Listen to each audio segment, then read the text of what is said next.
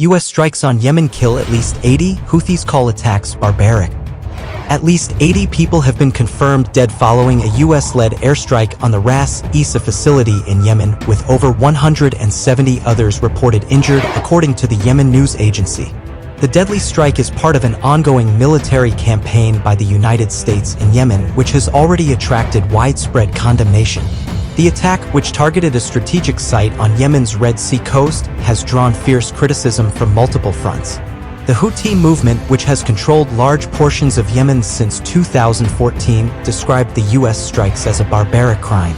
In a statement issued by the group, they accused the United States of engaging in what they termed aggression against Yemen and reiterated their stance on supporting Palestinians in their resistance to Israeli actions in Gaza. The Houthis have long positioned themselves as supporters of the Palestinian cause, and they have framed the strikes as part of a broader effort by Washington to assist Israel's military operations. According to their statement, the U.S.'s continued actions in Yemen reflect what they see as the criminal tendencies of the U.S. and its efforts to break Yemen's naval blockade, which they claim is a measure of solidarity with Palestinians resisting Israeli actions. The Houthis specifically condemned what they describe as the war crimes and genocide carried out by Israel against Palestinian civilians, particularly in Gaza. They further accused the U.S. of enabling these actions, arguing that the strikes in Yemen are an extension of American support for Israel's broader war effort.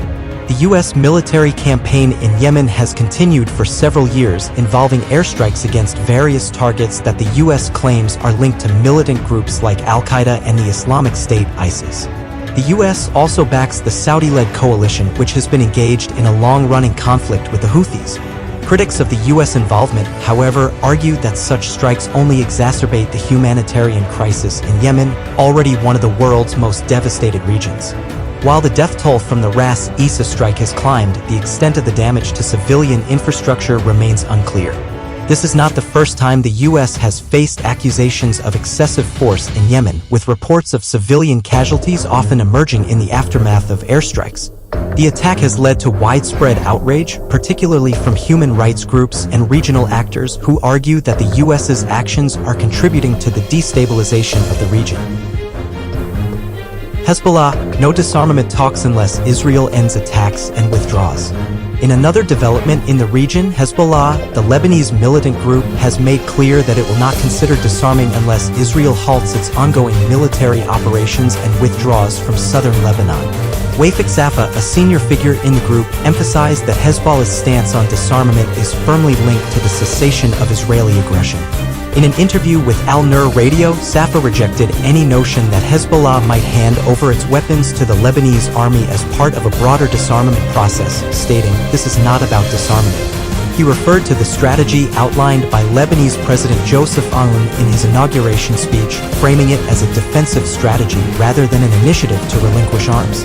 Safa went on to argue that any disarmament discussions would only be logical if Israel first withdrew from Lebanon's southern region, released prisoners, and ceased its military operations.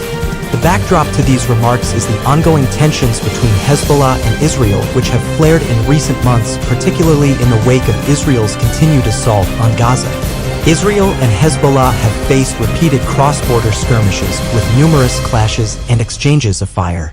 A ceasefire reached in November 2023 had temporarily halted these confrontations, but Israel's subsequent violations of the ceasefire agreement have reignited tensions, according to reports from the United Nations. Safa's comments signal that Hezbollah remains steadfast in its opposition to Israeli actions, and the group's position has become more entrenched as the violence in Gaza continues. The Lebanese militant group's influence in the region remains strong, especially in light of the broader Arab response to Israel's military actions.